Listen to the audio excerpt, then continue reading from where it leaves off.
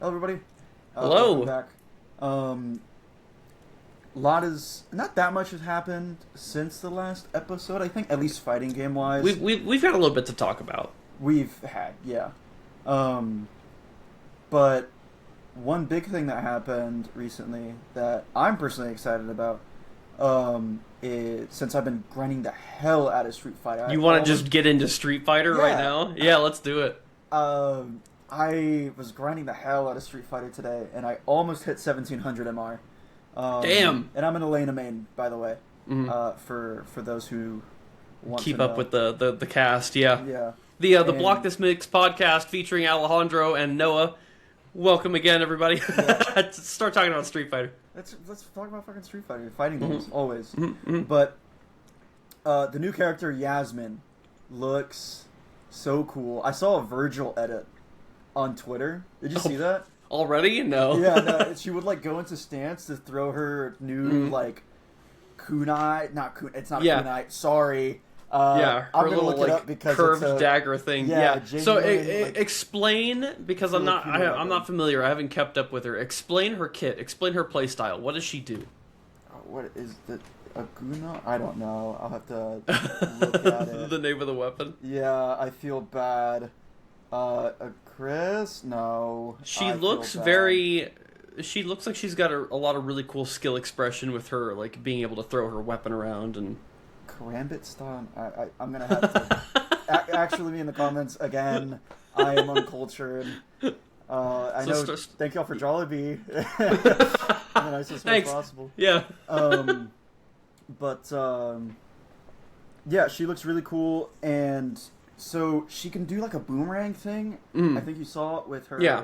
That's the thing that I noticed that like caught my eye when I watched the trailer. I was like, "Oh shit, that's really cool." Yeah, and she has a low forward, a drive cancel or special cancelable low forward, which is really strong. I think she has a DP, an invincible reversal, which is really strong. She looks really strong. Give her the whole thing, yeah. Yeah, give her everything. If she's gonna be the next Mai, at least Mai has some competition now. Unless they nerf her in the next patch that's coming out with Yasmine, which I'm also really excited for. When is she dropping, by the way?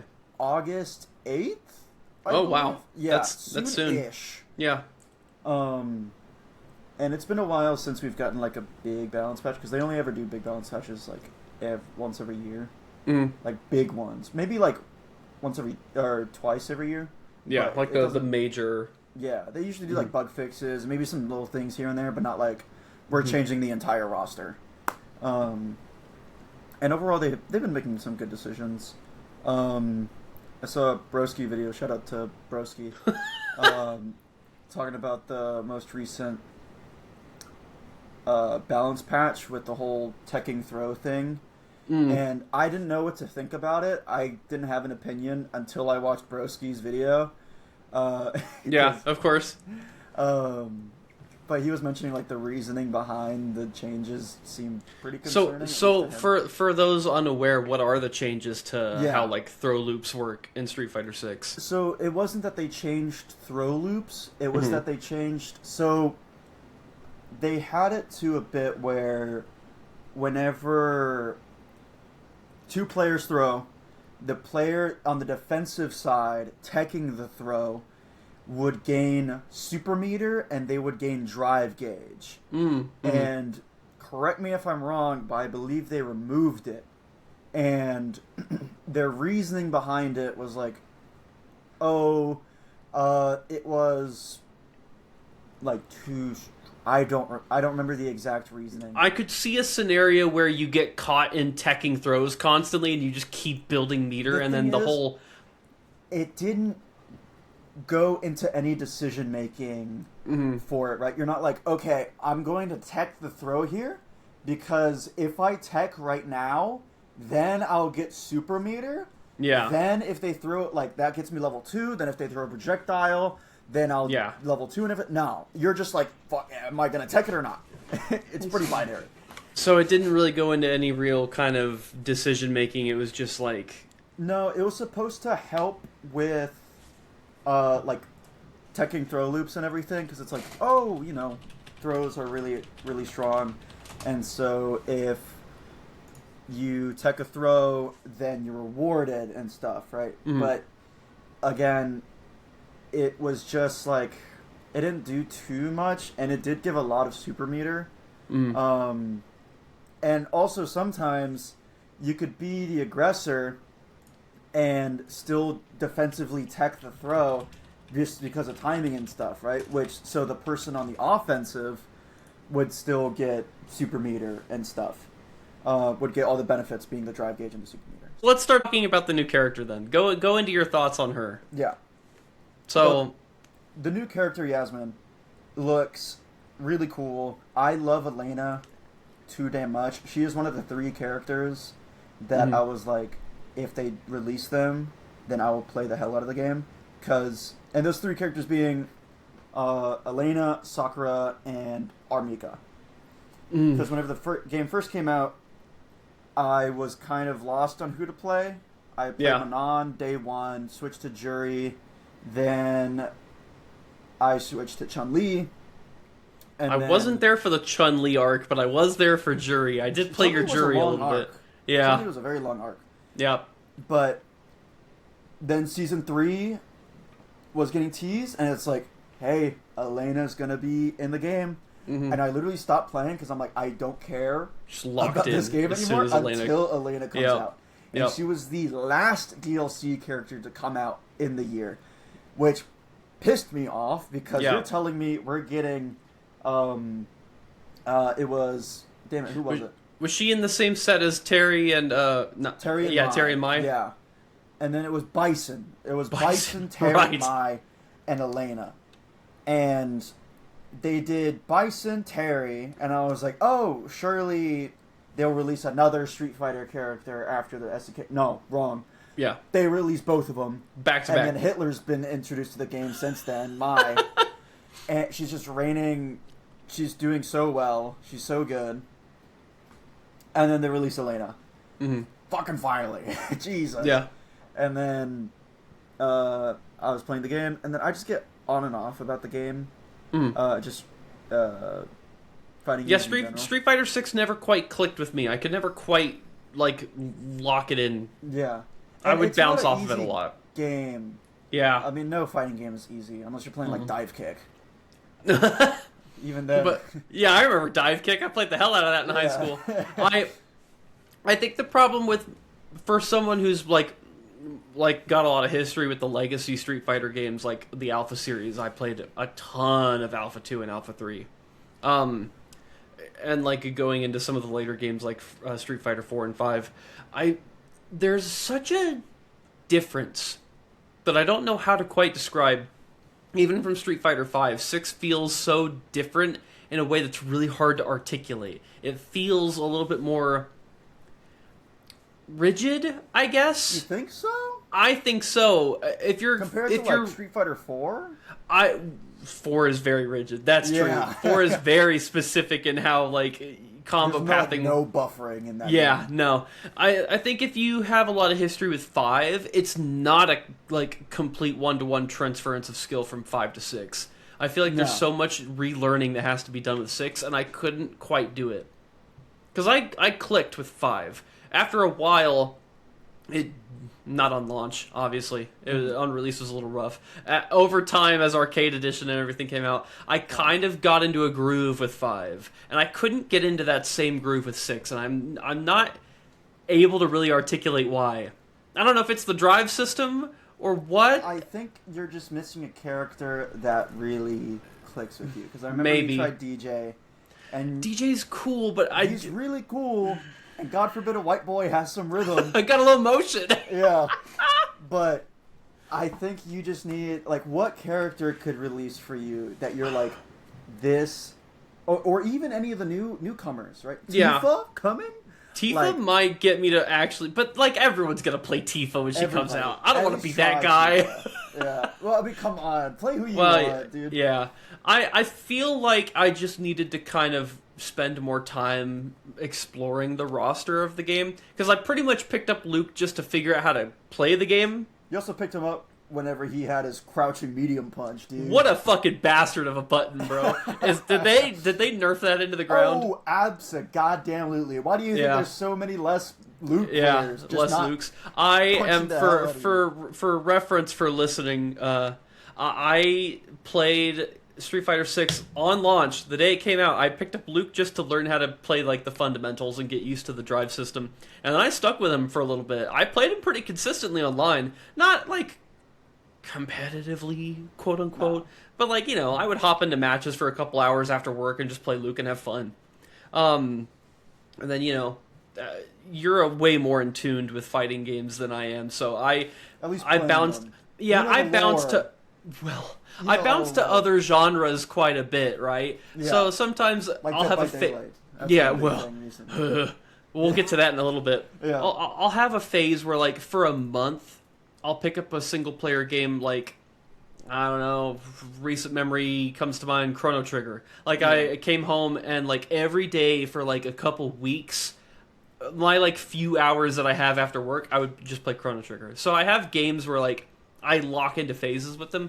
So fighting games are one of those things where it's like other online games, like shooters or whatever Dead by Daylight is, or any other like online multiplayer game, where like I'll play Street Fighter or Guilty Gear or whatever for like a couple matches a night, but I don't have to like... Because you play it mainly for fun, right? Yeah, I play casually just because fun. I like the genre. Yeah, everyone finds their own little niche, and that's mine. Exactly. I play casually. And but you love like everything that's around fighting games. You love the community. Yeah, you love the characters. Yeah, that's my like pocket in the FGC niche, is like engaging with the art and like the community members and speaking of the art, everything except playing the game. No, are we gonna talk about? We'll talk. Hold on, I have a laundry list of shit to say about Sega versus Capcom. Okay, we'll get into it. He did make some banger art. Thanks. Yeah, you can find it on his Twitter page. You're just gonna slap it right there? Yeah. Bam. So, like, I was mostly a Season 1 player for Street Fighter. Mm-hmm. Very different game back then. Yes. And I feel like I avoided him when the game came out because I had played him in so many other games. Mm-hmm. But Ryu is a lot different in 6. He is every character is pretty different in 6. Chun-Li is very different. Yeah. Like Ryu, all like the World Warriors, they all play incredibly different. And I think they did a very good job like modernizing all of them. Yes, Except I think Blanca, fuck that character. I think that might be one of the things about what I was talking about, like the transference between titles in the series. None of the characters in 6 quite feel like they have in any other game.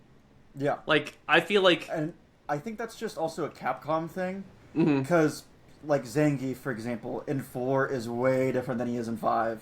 Mm-hmm. And he's way different than he is in 6. Yeah, and that's like that for every character, almost. Yeah. Every and legacy also, character. It's because Capcom is really good about making system changes. Mm-hmm. Because the whole game of Street Fighter 4 is leagues different from Street Fighter 5, which is leagues different from Street Fighter 6.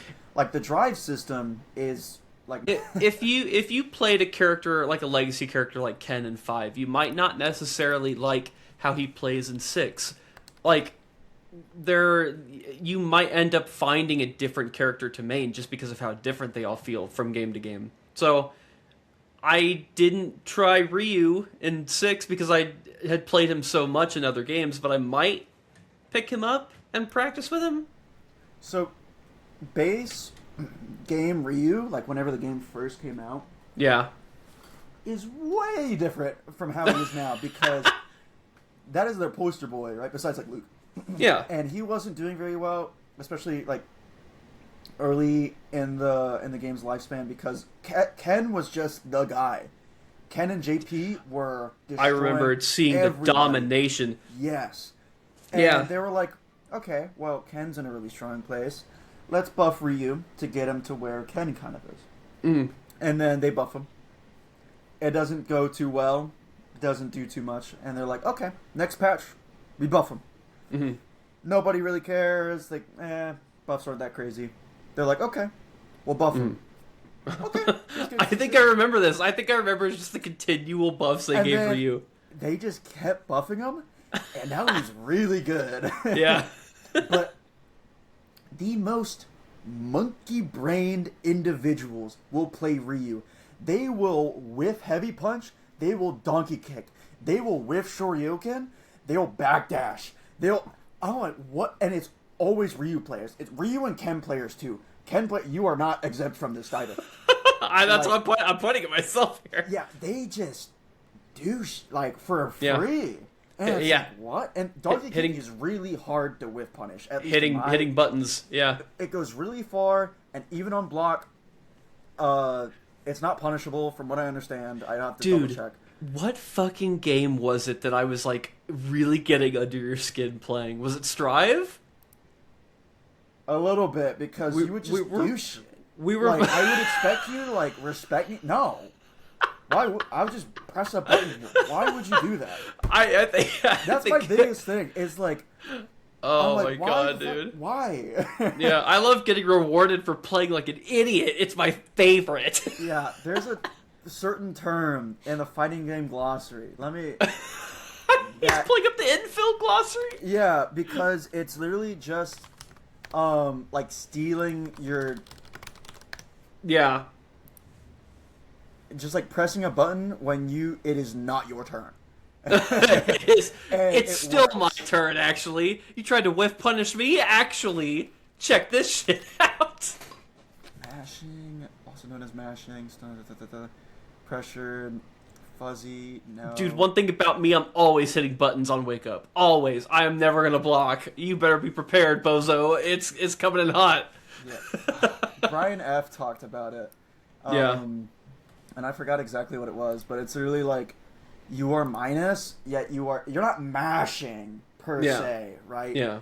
But you're delaying an input and shit, or it's a mental thing, mistiming. Yeah. It's a funny curve. It's mashing's great. Whenever you're a beginner, it's mashing's awesome, and then you get to a midpoint. You're mashing is for chuds, and then you go back down the bell curve. Yeah. And you're mashing is sick. Yeah, exactly. You know what it was? It was my fucking stupid ass Roman cancels. I did the dumbest Roman cancels that would catch you every time, and you would get nonverbal.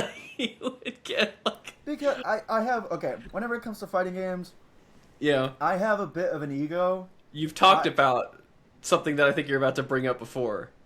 What?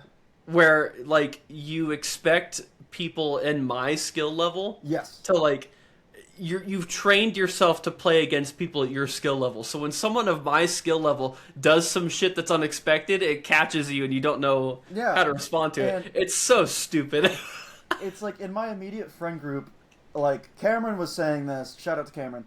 Love him. That, He was just glazing me, which thanks, but he was Al could just pick up a fighting game that he doesn't play, and he will kick your butt, which is not entirely true, but not entirely false. You just are able to. You're a quick learner. I think you can pick up on minute details pretty quickly. Yeah, but so because I have that kind of not responsibility. What's the word I'm looking for? Being able to attune to something kind of quickly? No, I feel I have that baggage? Not baggage. Oh. People expect that of me. The ego check, yeah. Sure, yeah. Yeah, because Al's just too good at fighting games, so now you have to, Yeah, and so it's I feel I have to live up to that. Mm-hmm. And so whenever I lose, sorry, to somebody who doesn't play Strive, and just doing shit, I'm what? Yeah, I get on I'm sure a lot of people can relate. On a 24 game set, I'll have taken 3 games from you, but those 3 are fucking hilarious. They're so funny. Not to me, they're not. No. It's because I play Soul Bad Guy too. It's just because I play the monkey brain to hit the button character. He can close slash, yeah. and then And he's changed a lot. Because you would do some stuff, and I'm like, oh, this is how I do it, and then it's oh, that's completely different. Yeah, just kidding. From how actually, it used to be. Yeah. except for years ago. But so anyway, yeah. So, Street Fighter's at a good place, right? Right now, yeah, I think so. It's super fun to watch still. Mm. But oh yeah, I was having a ton of fun watching it at Combo Breaker. Super fun. And I really want to talk about, or at least get you talking about your art. Because you genuinely did make some great art. For Sega versus this great Capcom project called Sega versus Capcom. The Next Level. Yeah, and we are big Sega fans. Oh yeah, we are also very big Capcom fans. I'm getting into a huge '90s Sega phase over the last couple months, and I think it's reached its peak. It is such a shame that the Dreamcast was so ahead of its time that it killed any the Saturn and the Dreamcast ever. Both, man. The Saturn also didn't do too well, right? No, not in America, it didn't. Because they also released... I watched recently the AVGN episode. It was the 32X. Mm-hmm. Why did they make that? The Sega CD was like, okay, that's a little bit of a bold move. You're kind of pushing it, but whatever. It's a disc add-on. Everyone's into discs right now. Fine. And then they put the 32X out, and you're like, are you fucking kidding me? Can you chill the fuck out? The Saturn's in development right now. Yeah, I don't know why they did that. Yeah. I don't know if they make money from it, or did they oversaturated the market. I don't fucking think anyone bought a 32X. Dude, I don't even know what games are on that thing except for Knuckles Chaotix. I have no idea. It was like on the Sega Genesis. Mm-hmm. Have you seen the fucking tower? Power core. Yes, that massive stack of plastic. Holy shit. Ridiculous looking, dude. Oh my god. I don't really remember how long Sega vs. Capcom has been in development for. For those uninitiated, there is a fan-made passion project. It's a fighting game called Sega vs. Capcom: The Next Level. And it kind of, sort of looks like a bit better Tatsunoko vs. Capcom. It looks a lot like TVC. It's a 2v2 tag fighter. It's been in development for a couple of years now. I think it was a different project before, and then it got transformed into something else. Anyway, they just put out a new trailer for another character that's being added. There's a lot of work being put into it. I watched beta footage from like a year ago. It's ridiculous how good this game looks now compared to where it was at a year ago. And it's all fan. Yeah, I don't actually... Yeah, I don't even know how many people are... Yeah, I don't even know how many people are on the team making it. For all I know, it could be one guy. I think it's at least two. I see one name attributed in like every video, and like one name that does music. So I don't know how many contributors there are to the game. But there's like 10 characters right now. 5 Sega, 5 Capcom. Okay. There are 3 on each team, or like on each side playable right now. 3v3? I thought it was a 2v2. No, it's a 2v2, but there's only 6 characters playable right now. There's 4 more getting added over time. I see. So they've got like Ryu, Mega Man X, Morrigan. Yeah. And then they've got Sonic the Hedgehog, Axel from Streets of Rage, and then Akira from VF. Hell yeah. Dude, and they just added another character. Yes. They added a couple more. I think they added Batsu from Rival Schools recently. Oh, hell yeah. And I'm trying to remember who else is on the Sega side of things. Vice from Skies of Arcadia. Dude, seeing non-fighting game characters in a fighting game is so cool. I love seeing how characters who are like from RPGs or whatever get translated into a fighting game. Yeah. So sick. Aren't you forgetting the newest character that they just... And yes, and then there's the newest character. Yeah. So the trailer for Lin Kurosawa from the Alien vs. Predator arcade game. Damn right. Hell yeah, dog. She looks sick. I was not expecting her to be able to summon the other 3 playable characters. I'm a sucker for that kind of stuff. Like Jill in Marvel vs. Capcom 2, where she summons like the hounds and the zombies. Yes, the zombies. It's and like so iconic. In this game, Akira can also summon Pai. What? Yeah, Pai-chan just... Pai-chan. I thought you meant she literal, like a... pie. Yeah. I was like, No. is that a secret move, dude? Pai Chen just comes up for the assist. It's so cool. That's cool. The trailer for Lin also has a ton of neat little references to her kit from the actual arcade game. Yes. And as someone who's played that game several times, I could point it out to you. Look, dude. What's he pulling out? I don't fucking play About My Girl, alright? Yeah. I don't play About My Girl. I fucking love AVP. And it's never been, like... I think it's only been officially re-released, like, one time. Like, there was I'm surprised they haven't put it in any collection. I don't know if the licensing for Alien and Predator is just too expensive or what. There was... Do you remember... it is Alien versus Predator, you're right, not just Predator. You have to get both. Yeah. Do you remember this, like, European... like plug-and-play arcade stick that Capcom made a couple of years back?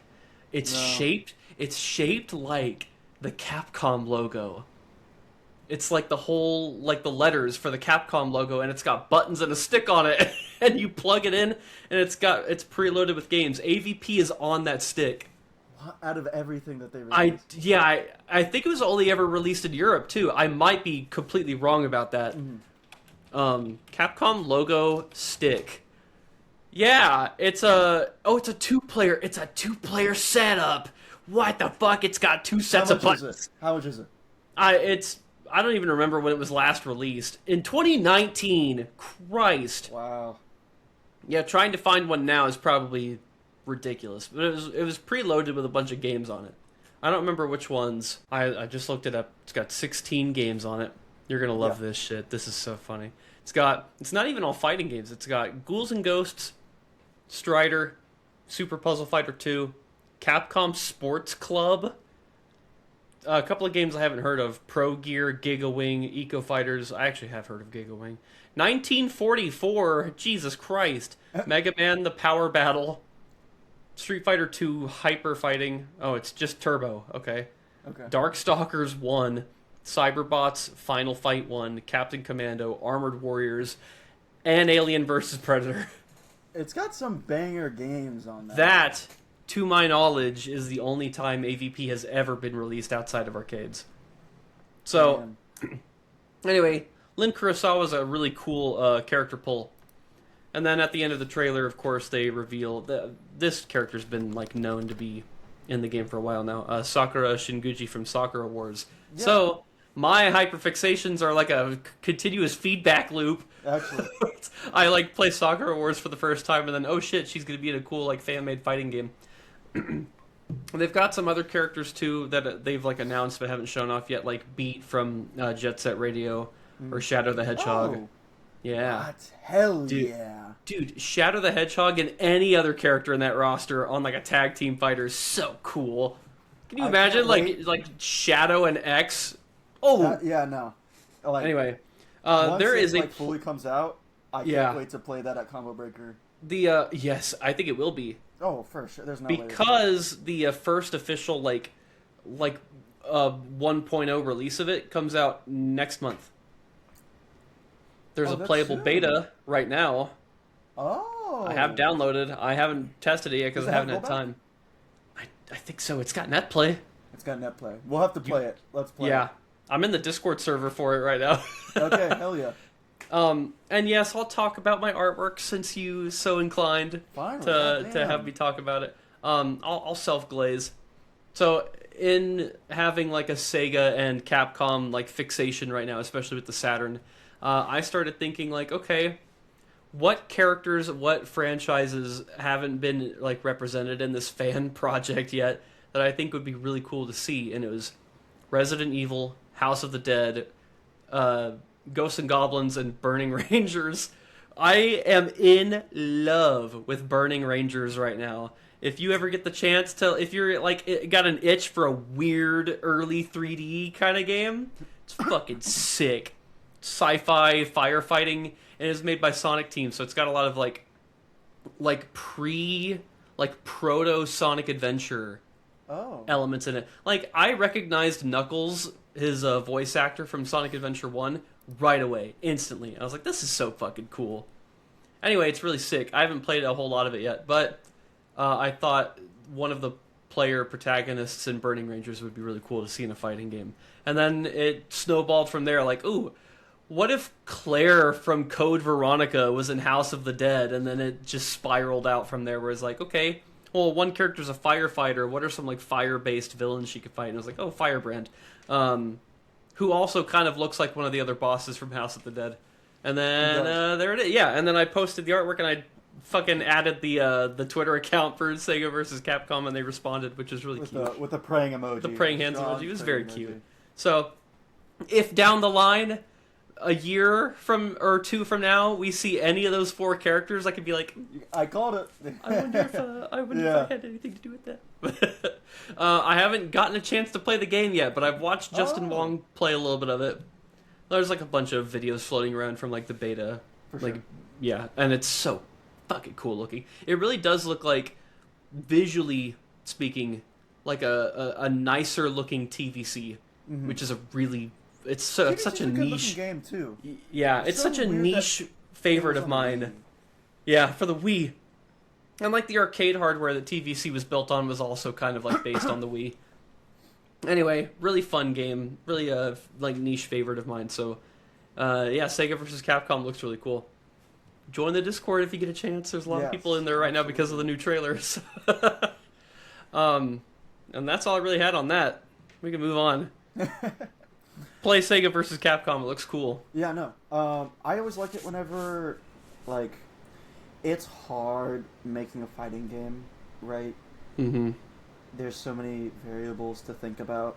But whenever, like, a passion project like that comes along, it's... Dude.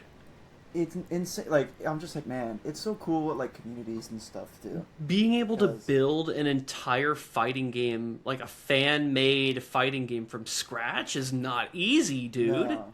That's a whole-ass fighting game they're making. Like, fans being able to create something on this level is so cool. And I envy them, really. Yeah. I think it is so cool that they're able to do that. And I just don't... I haven't been doing that. I've been focusing on other avenues of... You've got a lot of, like, artistic stuff that you're working on. I do. A lot of video editing and photo editing. Mainly photo editing. Yeah. Video editing has been a recent thing, but it's not... But with this podcast, I do have to video edit, right? But like, come in handy, yeah. My main thing I want to do is do photo editing, and as I showed you, I did. I made a little zine. Bro put together his first zine. Yeah, for a Metric concert that I went to, and that concert also was amazing. Shout out to Metric. Shout out to Emily. Thank you. Shout out to Scott Pilgrim too. The only reason why I know about Metric. I'm sure that goes for a lot of other people, especially if they're listening to this. You want to, at some point, get... I know you have connections, quote-unquote, in the FGC enough to, like... You could probably get a foot in the door to start, like, taking photos at conventions like I Combo hope Breaker. so. Well, I plan on going to... if anybody is based in the Texas area... and you like Tekken and Dragon Ball Fighters, please be sure to check out Hip Hop Kick. That is a tournament going on. Oh. Support your locals. Yeah, plug your locals, bro. Yeah. Dragon Ball Fighter tournaments are hard to come by nowadays. So if you're itching to play some Dragon Ball Fighters with a local cool scene, please be sure to check out Hip Hop Kick. I'll leave a link to it in the comments, and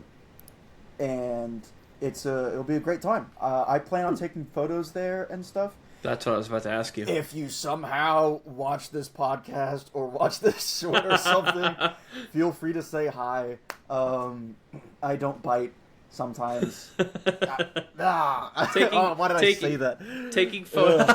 That's such a like high schooler thing to say. I know. It's so authentic. It's sometimes. Authentic. Taking photos at locals and stuff is like a stepping stone towards doing something like going to a major. Yeah, is really absolutely. cool. I would love to see portfolio and stuff. And yeah, and we were mentioning this off of the podcast, but like being able to like see you walking around on like getting on the stage and taking photos of the players, that sounds so fucking cool, dude. That would be cool. But the thing is, I want to do it with film. That's my like gimmick. Yeah, you want to do the analog. Yeah, I want to do it full analog. I think it's so funny because I've been doing so much like film stuff, or like photography stuff. And so my Instagram has taken note of that, and it's like, oh, blah, blah, like everybody wants to get the film camera look without actually using a film camera.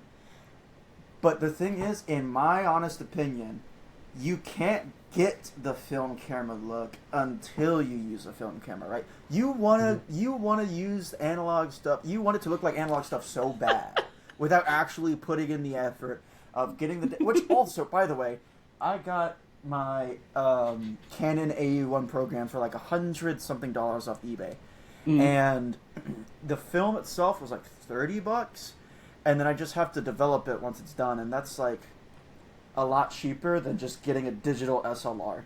Like a good like digital camera can run you hundreds of thousands of dollars. Yeah. But and then you put it into like Lightroom or something, and you're like, oh, it looks like film.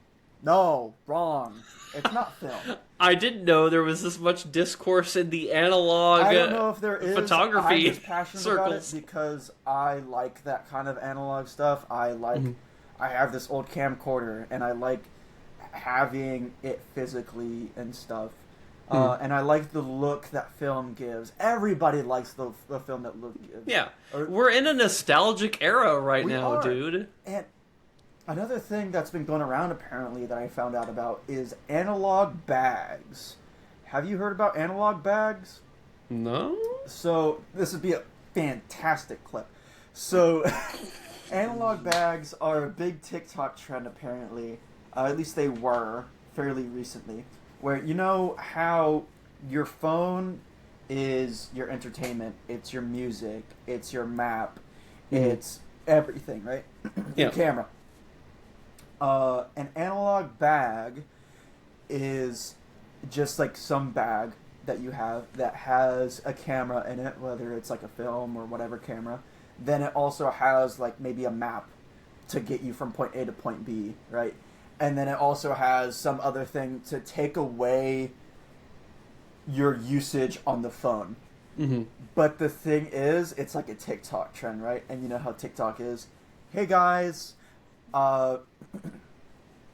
check out this camera. It's amazing, blah, blah, blah. It does this.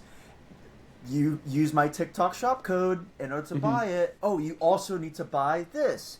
If you want to get into making an analog bag, you can buy it in my TikTok shop. And so a lot...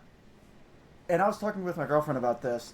I feel like a lot of those trends, like with Labubu's or with book talk, coloring TikTok, a lot of them focus or like prey on women. A lot. It's like towards women that they get into this kind of stuff. Yeah, and so I see that. Been a big thing, and it's just the consumerism thing. It's just like, hey, like keep consuming, keep buying. What a bunch of grifting posers, bro! Exactly, they don't give a shit. I promise. They just want a bag, and not an analog bag, just money, dude. Yeah. And it sucks because I think analog stuff in general is just there's nothing like it. Right? There's nothing like recording on a tape. You can't emulate. You can emulate it, but it doesn't look right. It doesn't have the soul. It doesn't. Which is why 30, 35, 40 years have passed, and we're still like, there's a lot of enthusiasts for stuff like that still. Yeah. Because it's so authentic. Especially whenever it comes to vinyls. What is your opinion on vinyls, actually? Like if you have like a nice record player and you collect vinyls, it's very much in the same hobby as like old game collecting, you know? You think so? Like I think so. I think vinyls are it's like more of a collector's piece. It's so hard to genuinely use a vinyl, in my opinion.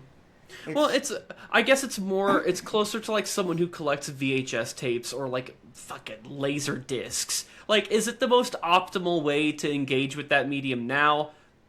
Not really, No. but it's fun to collect, you know? Is. And, dude, like, artists from release, like Taylor Swift especially, with her newest album. Did you see how many goddamn vinyls she released? That's an avenue that I had not considered. How modern artists are releasing vinyls like it's a trendy collector's item. That's different. You need to collect them all. Are you a Swiftie? Are you a Swiftie fan? Are you a real fan? Prove it. Yeah, I'm gonna put a drop of my blood into every vinyl. Super. Yeah, no. Get the FOMO, buddy. Okay, I understand what the argument was now. Yeah, I think that shit's a little corny. I think that's a little silly. Yeah, and it was so belligerent too, right? Like they weren't hiding it. Yeah, was just like it's very blatant. Yeah, incredible. That's what it is, blatant, not belligerent. That's fucking soul players, dude. Belligerent. Yeah, no, I get what you mean. Yeah, it's collecting old stuff is a hobby that is harder and harder to get into the more the time passes. It is. So, if, like, for example... Cool thing I was able to buy recently at my movie trading company. Oh? Which I showed you. Big fan of movie trading company. Yeah. Please stay. Because, dude, they don't have, like, DVDs anymore at Target. No. Or at Best Buy. It's all Blu-ray or 4K now. Not even. They don't have, like, any like hard discs and stuff for media like that, because I went to, because my girlfriend's daughter loves Wall-E, and instead of paying for Disney Plus, we were like, let's just get a DVD of Wall-E that we could just play on repeat.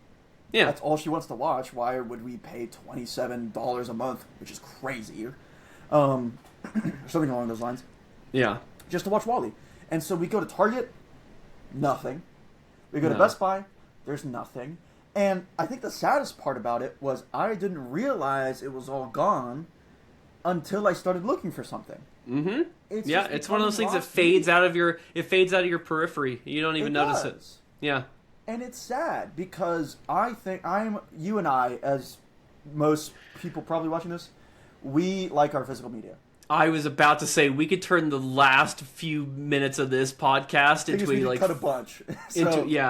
We can like 10, we can make the last chunk of this podcast about collecting physical media because it's something you and I are both so passionate about. Yeah. Yeah. Let me say why I like physical media real quick, because at any point, let's say Disney Plus is like, hey, actually, for no reason at all, we're going to get rid of Wall-E. Yeah. Because we feel like it. Where am I supposed to watch Wall-E? I don't own it. Yeah. Right? Same with, like, video games, right? Because whenever you're buying a video game, you're just, digitally, you're buying, like, a license for the game. Right? Oh, yeah. We've seen this many times. Yes. Yeah. And also, the fact that the Stop Killing Games movement didn't work out is so insane to me. Yeah. But I just like owning my media. That's why I like analog stuff. I like physically having it. Because I own it, you know? Yeah. It's not like I'm paying for a subscription. I also hate subscriptions. I think it's so stupid to have to, oh, I want to watch this movie. I need to have, or to watch this series. Season 1's on Netflix. Season 2 and 3 are on Hulu. Season 4 is on Amazon Prime. Season 5 is on Paramount Plus. I've had the exact same scenario happen to me countless times. Have you genuinely had that happen to you? Yes, because I went to watch, it was a Batman the Animated Series a couple years ago when DC had its own streaming service just for its animated stuff. So I had to sign up, and then they cut that as I started getting into it. So then I had to move to HBO. What a pain in the ass, dude. Yeah, it's one of these things that, like, as more and more people are getting inconvenienced by it, they fall deeper and deeper down the rabbit hole that you and I have fallen into, that so many others have fallen into, where once you start on that path, you don't stop. You start collecting physical media or, like, finding other avenues other than whatever current streaming services there are. Absolutely. You get further and further into the hobby, if it's even really a hobby. It's more of like a preservation effort. No, really. And it's also a way of saving money, because You know how expensive it is? Okay, first of all, they also keep jacking up the prices for every subscription service known to man. Spotify, Netflix, Disney Plus, each of them have hiked their prices every year for the same content. And even some have, like Netflix, added a tier where you're still paying for the service and you get ads. Another big thing I hate is ads. I literally switched from Linux, or from Windows 11 to Linux, because I'll open my computer and it's just ads. It's just ads everywhere. It's not my computer. And also, I hate having to update whenever they feel like it. Oh, you want to update my computer? You want to turn off my computer? Well, you got to update.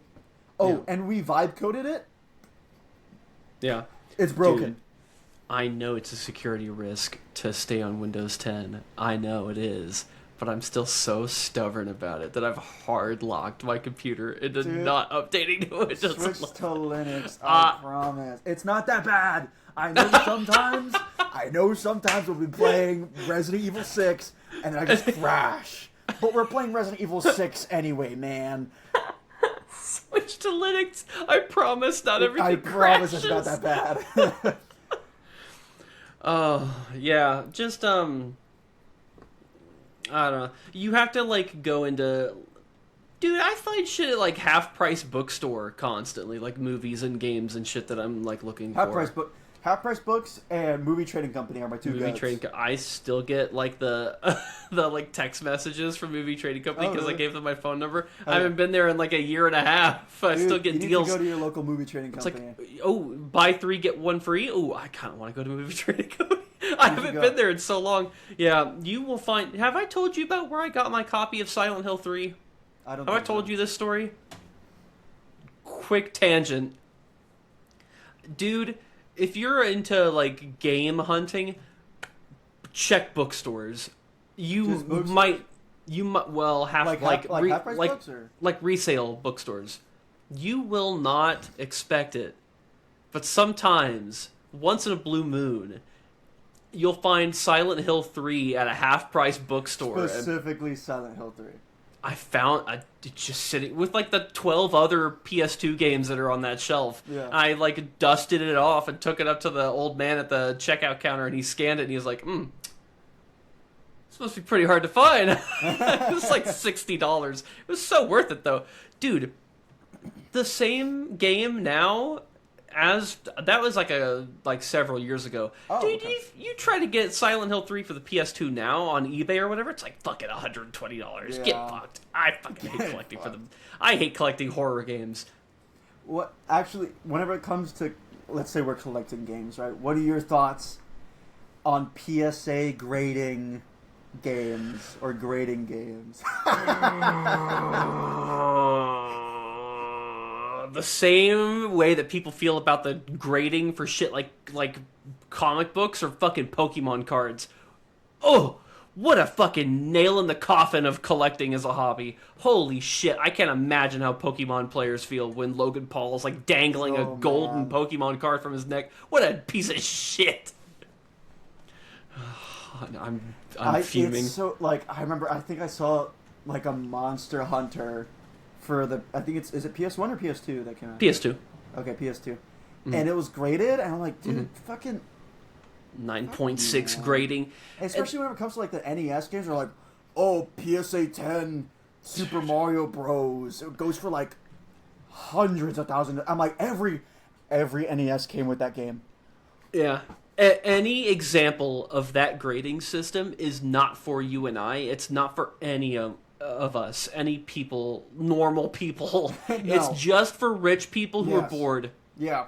Because it's not for usage. It has to be a money laundering scheme, right? It's absolutely a money laundering scheme. You don't open it. You don't do anything with it. No. You sell it to someone else. Yes, it's a fucking cycle. Sucker.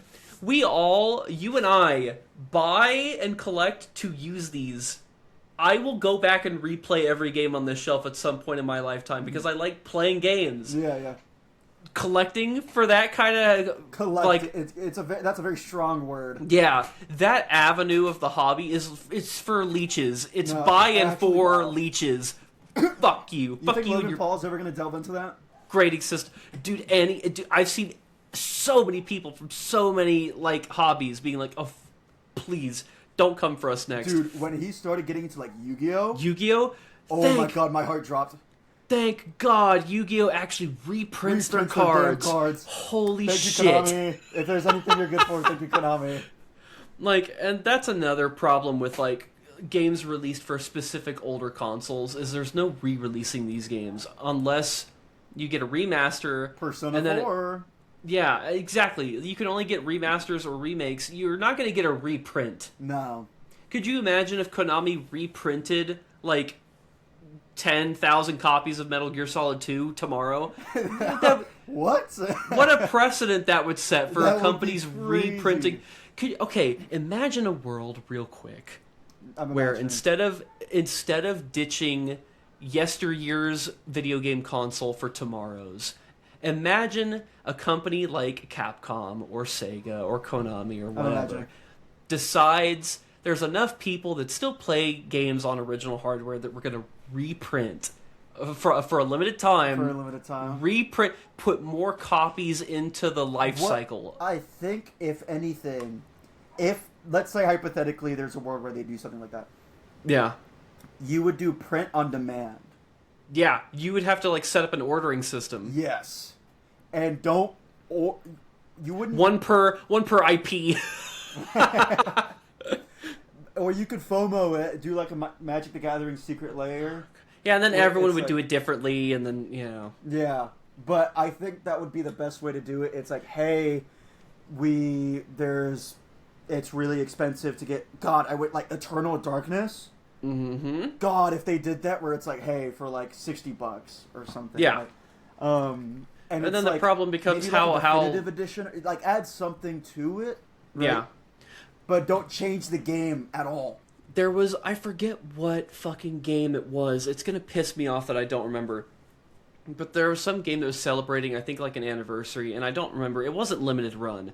But some company... Fuck Limited Run. God, don't get me started. That's the FOMO. Those are the people that take advantage of FOMO. I don't have time to send it to you. No! Don't get me started on the Shadow Generations fucking Limited Run. Thank God I didn't pre-order that. I did pre-order like 2 things from Limited Run. It was for, like both things for like Sam and Max, and I did get my things, thankfully. And it is good quality, so I haven't had a bad experience with Limited Run. However, I have heard nothing but bad things about Limited Run. Yep. It's just it really is the FOMO. Like, oh, it's for a limited time. Oh, do it now. Buy, give us money. There was some company and some game, I'm going to be really vague because I actually don't remember very well. Someone could probably tell me in the comments of any of these clips or videos or whatever, where some game for its anniversary, they re-released N64 cartridges. They weren't official, like, Nintendo licensed. They were just the shell with, like, the chip in them. Oh, uh-huh. But it was reprinting an old game. Yeah. And that gave you the idea of, like, why don't they reprint some of their, like, back catalog? There's enough people that own a PS2 that would probably buy reprinted copy, and then, like, eBay prices would drop for some of those games. Yeah. Hypothetically. Hypothetically, you're right. Anyway. As a company, you want... At the end of the day, they're a company, right? Yeah. They want money. Mm-hmm. I don't think sometimes they lose the code. That's a very big thing. Don't get me started. Kingdom Hearts, like, for the collection, I think, literally had to be made from the ground up for the HD remaster because they, like, lost the code. Silent Hill 2 and 3 had the same problem. Exactly. And the Gold Masters were lost. Yep. Yeah, and so that's one thing. Is, like, sometimes they just lose the code, and so that's manpower you're putting to recreating something, and at that point, it's like, just release it on modern hardware, right? Or remake it. That's what they did with Silent Hill 2 as well, yeah. And so, in a perfect world, where everybody pushed the fucking end product to GitHub or something, that would be cool. Yeah. However, I think... And also we're getting to a point where it's like probably 10 years from now you can emulate PS4 games or something or PS5 games. It's almost already possible to do. Exactly. And so, and you can just like emulate the game if anything. You have to. Yeah, you have to now. Yeah. Or I mean, like on like let's say like a PS6 comes out, Mm-hmm. then they'll just like be like, oh, you can like with the Nintendo Switch, right? Like with the Nintendo Switch Online. Or that's what the Xbox is doing. Yeah. Kinda. Well, speaking of Xbox, real quick, they're doing a great job releasing more exclusives because it was really scary that everything was going to be an Xbox and like a PlayStation was going to be an Xbox. You know what they're not doing a good job of, Al? Announcing games and then immediately cutting the studios that were making said games. Are they still doing that? Did you hear what happened with Ninja Theory? No. You heard it here first, buddy. Remember the third Hellblade game, Senua? Yeah. They announced that at the showcase, right? And then like a week, not even a week later, they're like, "Oh yeah, we're axing Ninja Theory. Hope somebody buys them soon." What? Like the same company that did Hi-Fi Rush. Hope someone buys them. Why announce the game at all then? At that point, I'm sorry. I'm sorry. This is the avenue we had to take this fucking podcast. Why would they do that, dude? Ninja Theory's been around for a long time, too, man. No company is safe. No development studio. It doesn't matter if you put out a AAA 6 bajillion platinum game. Dude, they literally Hi-Fi Rush, specifically, because I love Hi-Fi Rush, right? It's one of my favorite games of all time. They ghost release it, right? They don't say a damn thing about the game. Yeah, I remember that. And it does numbers. It sells incredibly well. It wins an award at the Game Awards. And, oh, we're just going to cut the studio. And then later, they're, the head we want more games like Hi-Fi Rush. They're like, we literally want more cheap games to make, made by our studios, that sell well. You just had that with Hi-Fi Rush, and you gutted them. You literally just cut them off. Your studio is at a bigger risk of getting axed if you make a good game. It's insane. And they'll put money into some... Ooh, like Concord. Ooh! Oh, dude. Tragic. Tragic. Look, anybody with a brain could have seen it coming from a mile away how that game wasn't going to do well. But because it's a bunch of yes men, everybody... And same with High Guard. Like, just surrounded by a bunch of yes men. It's like another another gun game, right? And another hero shooter. It's like, oh, it's going to be the next Overwatch. It's going to be the next High Guard had Rivals. Everything stacked against it being the last game shown at that fucking I firmly believe if the game had a beta and they were able to... Because they were able to change the game really fast because they didn't have that much overhead. If they had a beta and it's like, hey, let's test the servers and stuff, or like test the gameplay, and then they were like... Because a lot of the things was like, the game isn't like bad... It's just, there's a lot, like, the maps are too big for how little players and stuff. Like, they could fix a lot of the issues, but they didn't have the feedback until it was too late. Well, also, man, the market is just so oversaturated. Absolutely. Everyone's like, we want to be do well. Yeah, we want to be the next. We want to be the next Overwatch. We want to be the next Marvel Rivals. They want to be the next Apex Legends. We want to be the next Apex, but like, people who play Apex aren't going to stop playing Apex. No, Apex players play Apex. Yeah, so like you're thinning the veil too wide. And there's too many games. Another thing that I think High Guard had against it was it said it was from the developers of Apex Legends and Titanfall. People have been itching for another Titanfall game or another Titanfall-esque game because EA just keeps putting money into Apex Legends, which, to be fair, makes them a lot of money. And it's probably more money to do that than instead of making a new game. But people are itching for that. And so during the Game Awards, you're the final thing, and then Jeff Keighley goes, from the developers of Titanfall and Apex, people got high hopes. I was excited. And it's another hero shooter. Yeah. Why would I care? Personally. Do you as a development studio, do you as a video game publisher decide to smash the glass and hit the button of we need a constantly revenue generating live service game? I think it doesn't work for everybody. Live services are hard to make. They're hard to maintain. Was one of the first. Mm-hmm. The thing is, live services, they eat up your time, right? Mm-hmm.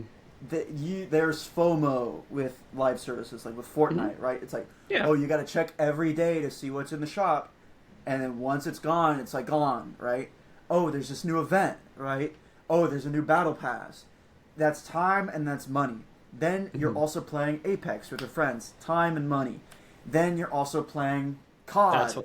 That's what I mean. Year, you can't play them all. You can't. And so you need to be very special. You need to be real goddamn good and set yourself apart from everything else in order to thrive in that market. As like whenever things like Marvel Rivals, Overwatch. I was about to say Rivals is like the only game I can think of in the last year or so that like came out that really carved a chunk. Yes. You can't, and that's only because of I heavily subscribe to the theory that that's only really because of the IP. If it hadn't been Marvel, if it wasn't Marvel, no. Yeah. I don't think it would have done nearly as good. What else is there left to do? I think the art style of Marvel Rivals and the overall gameplay is really good. Mm-hmm. But the main selling point is that it's Marvel characters. Yeah. Like, in the last decade, we've seen, like, from the beginning of Fortnite. Yeah. So many of these kinds of games come out.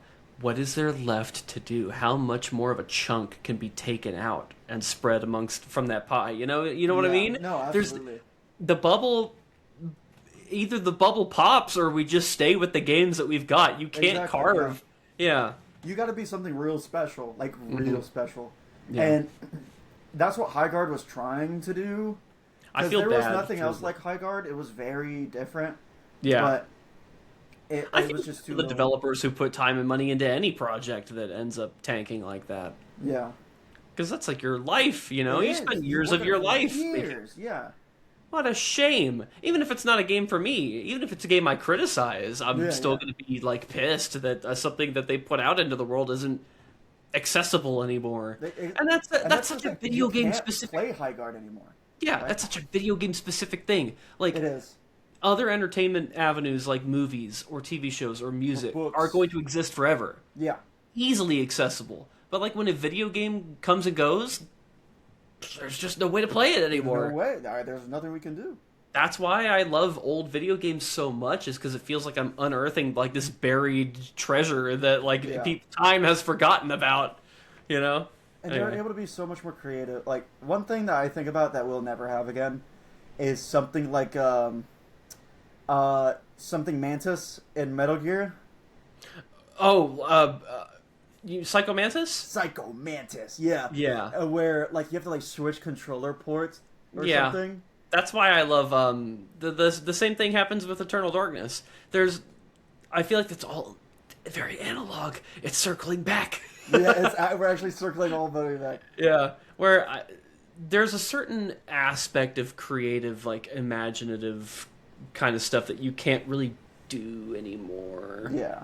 Interacting with the physical, like it reads your memory card. Oh, what a cool novelty, and it'll never happen again because it's just not the kind of thing that you can do anymore. Gaming is in such a better place in a lot of ways, but also so much of a worse place in a lot of ways too. I agree. It's a take and give. We're not gonna get another Sega Dreamcast controller, right?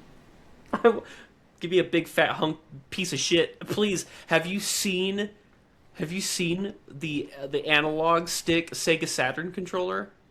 No. I don't think so. They like released it for Knights, and then it works with a bunch of other games. I need you to look it up. Just real quick. Okay, look up the Sega Saturn analog controller. Tell me that is not the most charming thing that like we just can't have anymore. Gaming can't be in this that weird. big thing. That round fuck. What a hunk of shit! I love it. I adore it. Like the what would you call it? The weird awkward teenage years of gaming is just not something we can get anymore, No, man. absolutely. The charm They were is so experimenting and everything. yeah. Anyway, play some mid '90s games, everyone, while you still can. All right, and I think that's a good place. Yeah. We've rambled quite a bit about a bunch of stuff, and it all somehow came full circle. It did come full circle. Buy physical media, please. If our reasoning wasn't good enough, you just own it. And I can say that I own Metal Gear Solid 2. Yeah, add it to the list, man. Exactly. So thank y'all for listening. We'll be back next week. And God willing. Play fighting games. Play some fighting games, play some old video games, collect old media. Yep. Love it. All right. All right. Bye, everybody. Like and subscribe. Bye-bye.